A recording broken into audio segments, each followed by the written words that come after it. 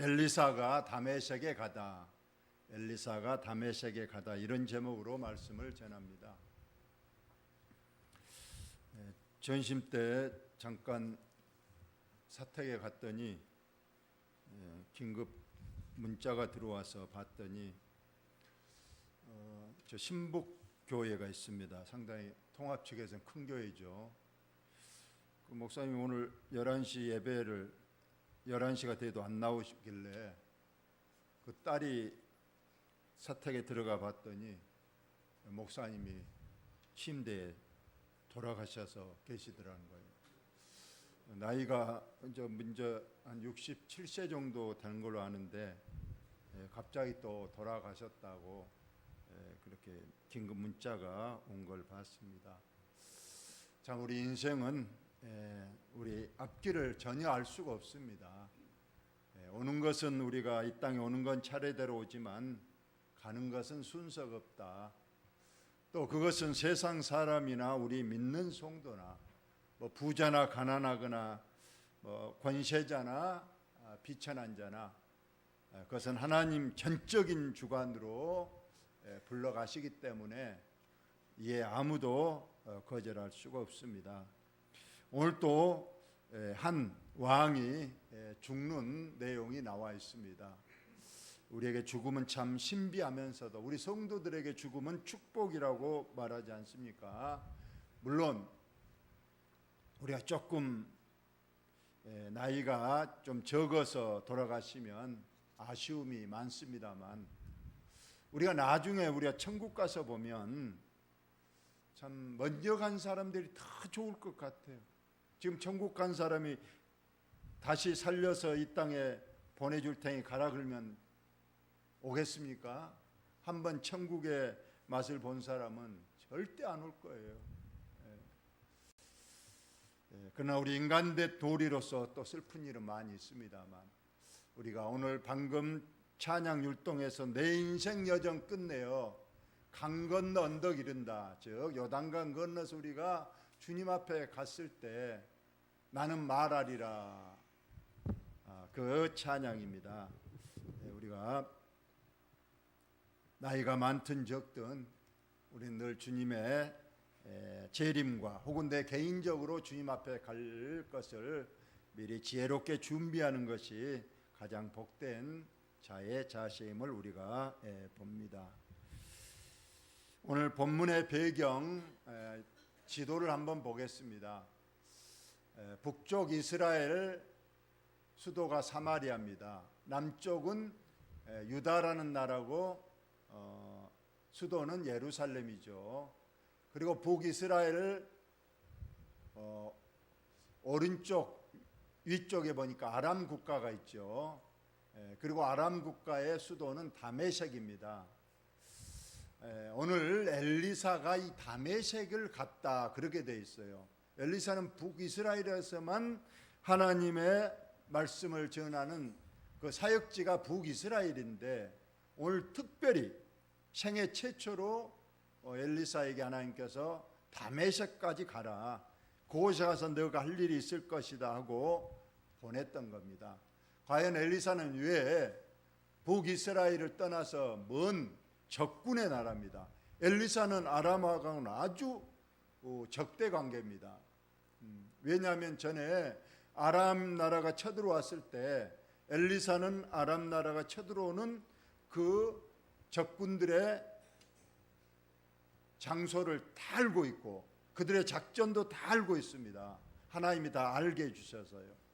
그래서 올 때마다 그냥 다 길목을 막아버리고 작전을 다 알고 있으니까 그 작전을 깨버리고 하니까 이 아람 왕국은 이스라엘 나라를 감히 넘보지 못하고 심지어 자기 나라에 첩자가 있는가 그렇게 의심까지 했습니다. 그런데 지혜로운 한 그 아람의 신하가 말하기를 우리 중에 첩자가 있는 것이 아니라 저 북이스라엘에 엘리사라는 선지자가 있는데 그에게 신통력이 있어서 우리들의 작전을 다 알고 있고 우리들이 어디로 침입할지를 다 알고 있어서 이런 일이 생겼습니다. 그러니 엘리사만 죽이면 끝납니다 해서 엘리사를 죽이려고 많은 군대를 엘리사가 있는 북이스라엘에 있는 도단이라는 그 마을 겹겹이 에워쌌죠.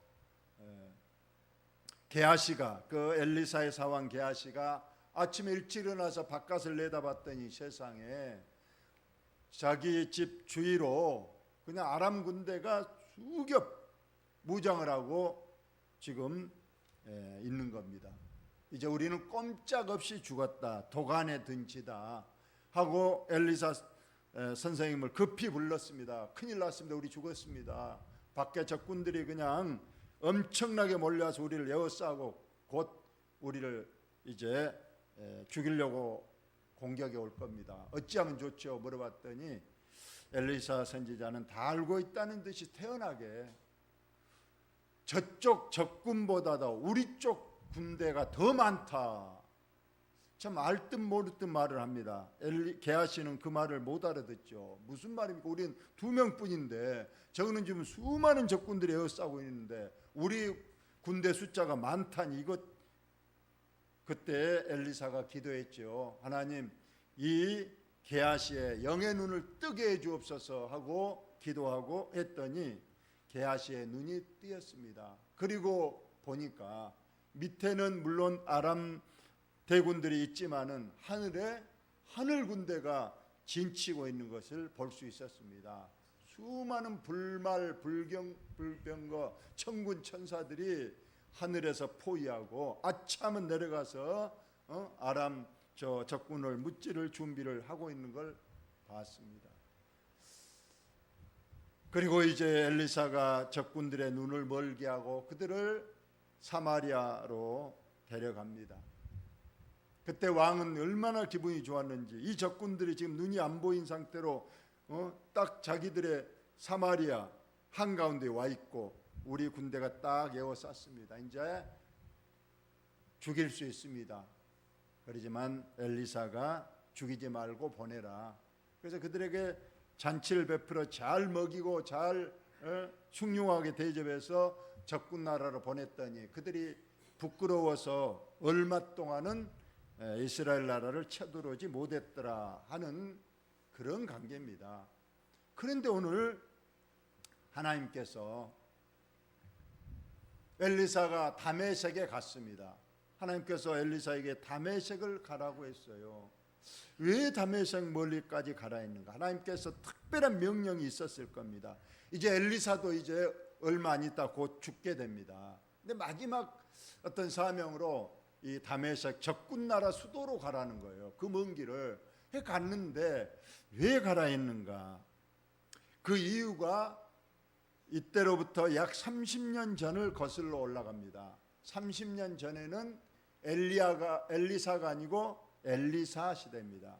엘리사가 갈멜산에서 그 우상 숭배 제사장들 850명, 즉 아세라라든가 그 적군의 그 우상을 섬기는 850명과 엘리사 한 명으로 누가 참신인가? 그들이 섬기는 아세라나 그들이 섬기는 누구요? 바알 선지자. 그게 참신인가? 아니면은 엘리야가 섬기는 하나님 한 분이 그분이 참신인가 내기를 했잖아요. 그래서 자기가 부르는 신, 그 신 중에서 하늘에서 불을 내리는 신이 참신이라 해서 결국은 바알 쪽 아세라와 바알을 섬기는 그 850명이 있는 그 제단에는 전혀 불도 내리지 않고 아무런 반응도 없습니다. 그들이 외쳐 부르고 자기 몸을 상하게 했지만은 아무런 바람 한 점 불지 않았습니다. 그러자 오후에 엘리야가 하나님께 기도했습니다. 그랬더니 하늘에서 강한 불이 내려서 재물, 그 주위의 돌들, 그 넣었던 물들까지 다 깨끗하게 태워버리는 역사를 봤습니다. 이때 백성들이 다 봤어요.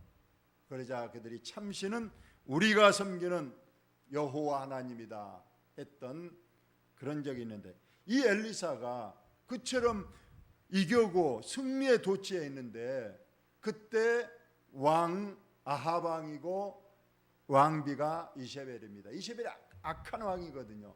그가 850명을 지원했던 왕비입니다. 그가 바할, 그가 아세라를 섬기도록 했던 주범이 바로 이세벨 선녀입니다. 그런데 지금 자기의 신실한 제사장 850명을 엘리야가 죽여버렸다는 소식을 듣고 오늘 중으로 내가 목숨을 걸고 엘리야를 죽이겠다. 이렇게 하자 엘리야가 겁을 먹고 광야로 도망치고 뭐 로백나무 안에서 하나님 죽여주세요 하다가 하나님께서 그래도 기운을 북돋아 줘서 갈멜산에 가서 동굴에서 기도했습니다. 그 동굴 속에서 하나님께서 이런 말씀을 하셨어요. 여호와께서 그에게 이르시되, 여기에 여호와께서 그는 엘리야입니다. 엘리야. 이르시되 너는 내 길을 돌이켜 광야를 통하여 다메섹에 가라. 아까 다메섹이 바로 적군 아람 왕의 수도입니다. 엘리야에게 다메섹에 가라. 가서 하사엘이라는 사람을 만나서 그에게 기름을 부어서 아람 나라의 왕이 되게 하라. 그 당시 왕은 베나닷이라는 아람 왕이 있었는데 하나님께서 특별히 엘리야를 다메섹에 가서 하사엘을, 즉 베나닷의 신하 중에 한 사람인 하사엘에게 기름을 부어서 아람 왕으로 세워라. 이렇게 명령을 했습니다. 그런데 어찌된 일인지 엘리야가 이 사명을 감당하지 못했어요. 그리고 죽고 말았습니다. 그래서 이 사명이 없어졌느냐? 그게 아니고 오늘 그의 30년 후에 엘리사에게 하나님이 다시 한번 사명을 줬습니다. 너의 스승 엘리야가 하지 못한 그 사명을 너에게 줄 테니까 너가 다시 다메섹에 가서 하사엘에게 기름을 부어 아람 왕이 되게 하라. 이 이후로 지금 엘리사가 다메섹에 갔다는 겁니다.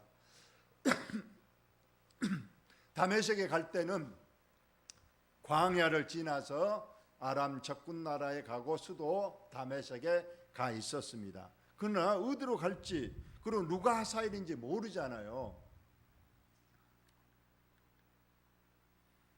그런데 엘리사가 다메섹에 갔을 때에 그때 아람 나라는 어떤 상황이었냐?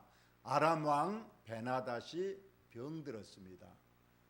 거의 중병으로 죽을지 살지 모르는 그러한 중병으로 왕이 지금 누워 있습니다. 이때 어떤 사람이 왕에게 이런 말을 했어요.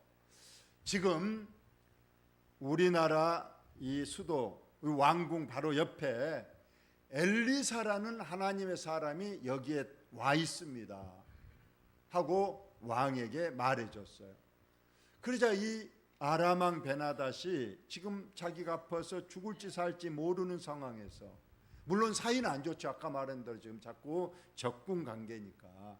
그러지만 지금 생명이 경각에 달렸고 이미 베나닷 왕은 엘리사를 알고 있었어요. 그가 신통하고 그가 전에 나만 장군의 그 스승이 나만 장군의 나병도 고쳤다. 그 하나님의 사람이 지금 자기 가까이 왔다. 그래서 이제 자기 신하 중에 가장 믿을 만한 신하 하사엘을 보냈습니다. 너는 지금 예물을 많이 가지고 가서 그 하나님의 사람 엘리사를 만나고 그에게 내 병이 낫겠는가 아니면 내가 이 병으로 죽겠는가를 가서 하나님께 물어보라고 보냈던 겁니다. 얼마나 예물을 가지고 갔느냐 보니까 낙타 40마리에 예물을 가득가득, 좋은 물품을 가득가득 싣고 지금 엘리사를 만나러 옵니다. 전에 나만 장군도 올 때 엄청난 예물을 가지고 왔었잖아요. 그런데 오늘 지금 하사엘도 지금 왕의 명령을 받고 엘리사에게 올 때 낙타 40마리, 지금으로 말하면 1톤 트럭 40대에다가 지금 물품 좋은 선물을 싣고 지금 엘리사에게 왔던 겁니다. 자, 그리고 이제 엘리사 앞에 서서 말했습니다. 당신의 아들 아람 왕 베나닷이 나를 당신에게 보내 이르되 나의 이 병이 낫겠나이까 하더이다. 내 병이 낫겠는가? 그래서 살아나겠는가? 그래서 왕을 계속할 것인가? 아니면 이 병을 이기지 못하고 내가 죽게 될 것인가?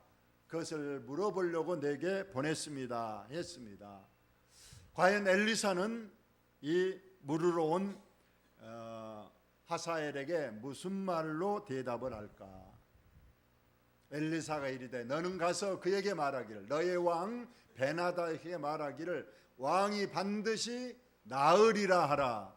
그러나 여호와께서 그가 반드시 죽으리라고 내게 알게 하셨느니라 하고. 자, 여러분 이 말씀을 자세히 보시면 왕이 살아난다는 겁니까? 죽는다는 겁니까? 네? 죽는다는 소리예요? 살아난다는 소리예요?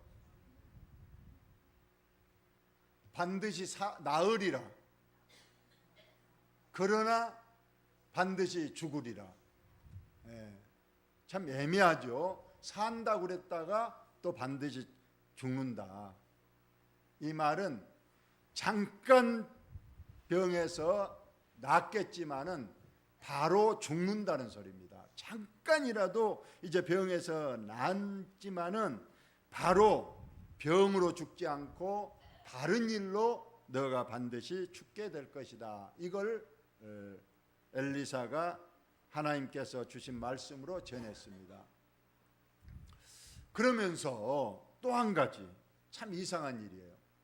그 하나님의 사람 즉 엘리사가 그가 여기 그는 바로 베나닷의 아까 신하인 하사엘입니다. 하사엘이 지금 왔거든요. 그 하사엘이 부끄러워하기까지 그의 얼굴을 쏴보다가 울었다. 그냥 당신의 왕이 반드시 살아나지만은 곧바로 병이 아닌 다른 일로 죽게 될 것이다 말을 하더니 그 앞에 있는 신하 하사엘의 얼굴을 뚫어지도록 쳐다본 거예요.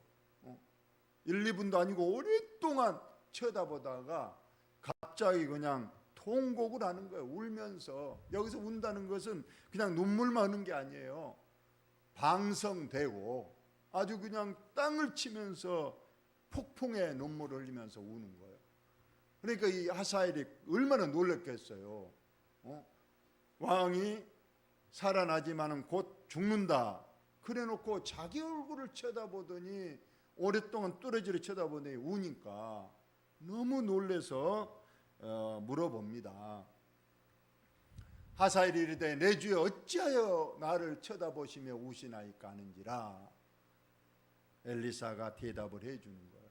대답하되 너가 이스라엘 자손에게 앞으로 너가 이스라엘 자손에게 엄청난 악을 행할 것을 내가 미리 알고 운다.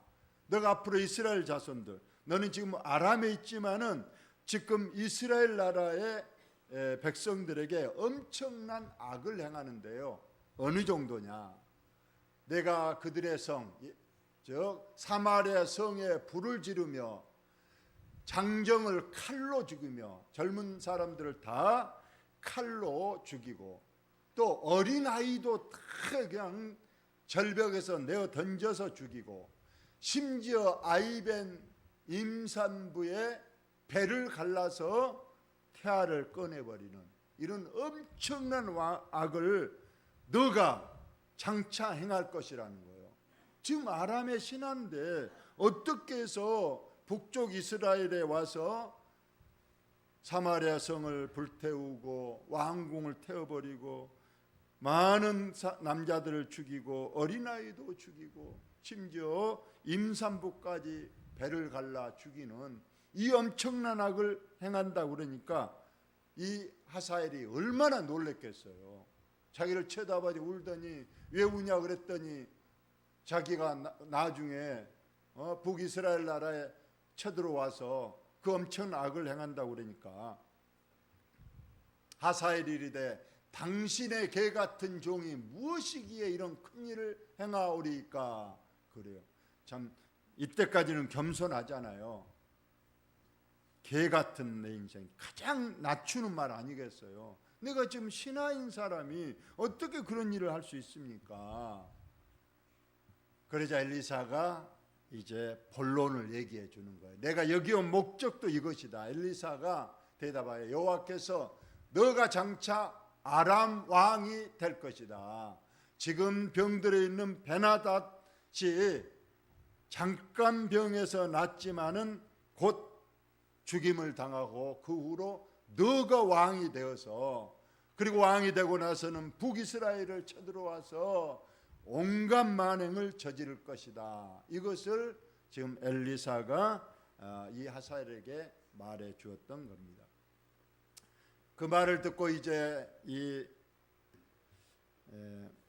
하사엘이 엘리사를 떠나서 그의 주인 왕 베나다에 가서 왕이 그에게 묻습니다. 엘리사 하나님의 선지자가 나에 대하여 어떻게 말하였느냐 물어보니까 뒷말은 빼고 앞말만 말했어요. 왕이 반드시 살아나리이다. 그러나 한 가지 더 말했죠. 뭐라고 그랬다고요? 또 반드시 죽으리이다. 살아나지만 곧 반드시 죽으리이다. 두 가지 말을 다 했는데 이 하사엘은 한 가지 앞만, 살아납니다 말만 했다는 거예요.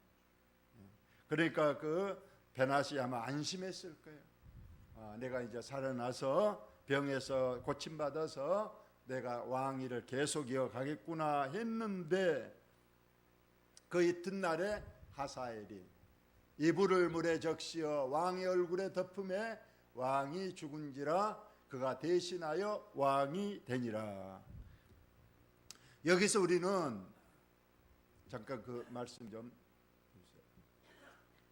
자, 하사엘이 여기서 분명히 엘리사가 이제 왕이 되리라고 했잖아요. 이 말을 듣고 그 말 때문에 하사엘이 와서 이제 내가 왕이 되구나. 그러면 이 왕만 죽이면 내가 왕이 된다. 그래서 이 베나다 왕을 죽이고 왕이 됐을까요? 아니면 오래전부터 하사엘이라는 이 신하는 자기가 언젠가 저 왕만 죽이면 왕이 되겠다, 그런 반역의 그런 모의를 엘리사를 만나고 했을까요? 아니면 그 전부터 가지고 있었을까요? 이미 가지고 있었다는 거예요.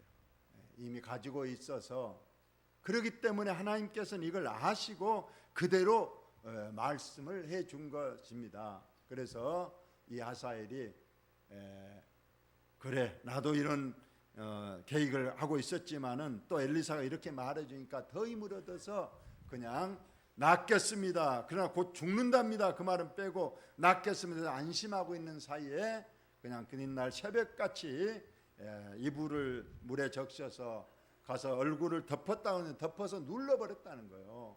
누르니까 질식사에서 숨을 쉬지 못하고 왕이 죽고 자기가 아람 왕이 됐습니다. 그 이후로 이제 다음에 보면 엘리사가 말한 그대로 이제 북이스라엘을 쳐들어오고, 그래서 성을, 왕궁을 다 불태우고 심지어 아까 말한 대로 어린아이 태아까지 다 죽이는 만행을 그대로 했다고 했습니다. 이 오늘 본문의 말씀을 통해서 첫째, 여러분, 우리 하나님은 역사의 주인이심을 믿습니다. 이스라엘 나라나 유다 나라뿐만 아니에요. 전 세계 모든 인류 역사를 하나님이 다 주관하고 그 나라의 흥망성쇠를 하나님이 다 알고 계시고 다 주관하신다는 것을 우리가 오늘 한 예와 가까운 아람 나라에 대해서도 벌써 하나님께서는 누가 왕이 되고 누가 어떻게 반역을 일으키고 다 알고 있고 장래 그 왕이 어떤 일을 행할 것까지 다 알고 계시는 우리 하나님이심을 믿습니다. 그러나 여기서 여러분 꼭 조심해야 될 것이 있어요. 하나님께서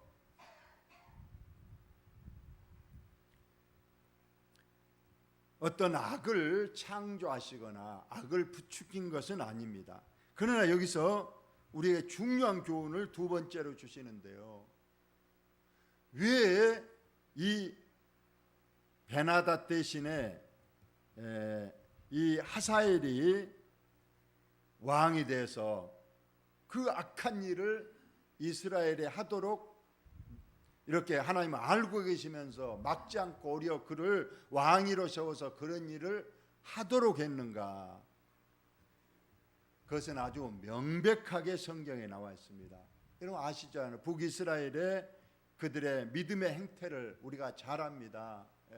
우상만 섬기고 하나님은 전혀 안중에 없습니다. 19명의 왕들 중에서 북쪽에 한 명도 하나님을 섬겼다라는 왕이 한 명이 없습니다. 그런데 하나님은 북이스라엘도 사랑하는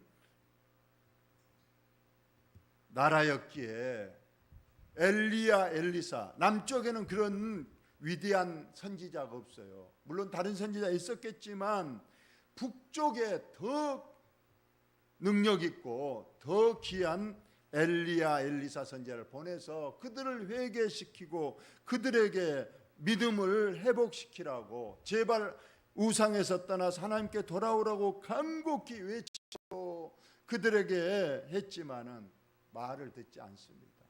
그럴수록 더 하나님을 멀리하고 우상과 배신을 보고 하나님도 이제 공의 하나님이십니다. 진노의 매를 준비하십니다. 진노의 매. 그래서 그 진노의 매가 바로 이 하사엘이라는 왕이에요.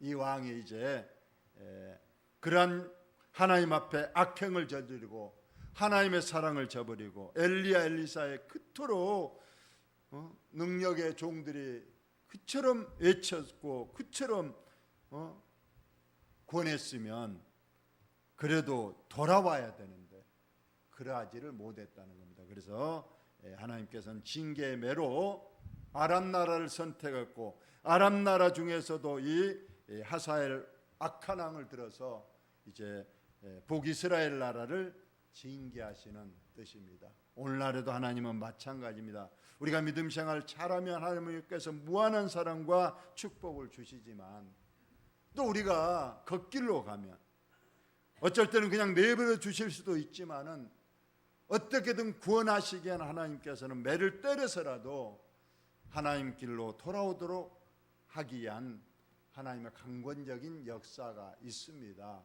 한번 택한 백성은 하나님께서 끝까지 구원하셔야 되겠기에 때로는 매를 때려서라도 돌이키게 하는 하나님의 징계의 매를 여러분 심각하게 우리가 받아들이고 우리는 하나님 매 때리기 전에 더 하나님께 잘하고 더 하나님 앞에 충성되이 믿음 생활 잘하면 하나님께서 더 쓰다듬어 주시고 더 사랑해 주시고 더 모든 것을 후히 주시는 그 사랑의 하나님도 우리가 꼭 믿고 저와 여러분이 끝까지 믿음 생활 잘하시기를 예수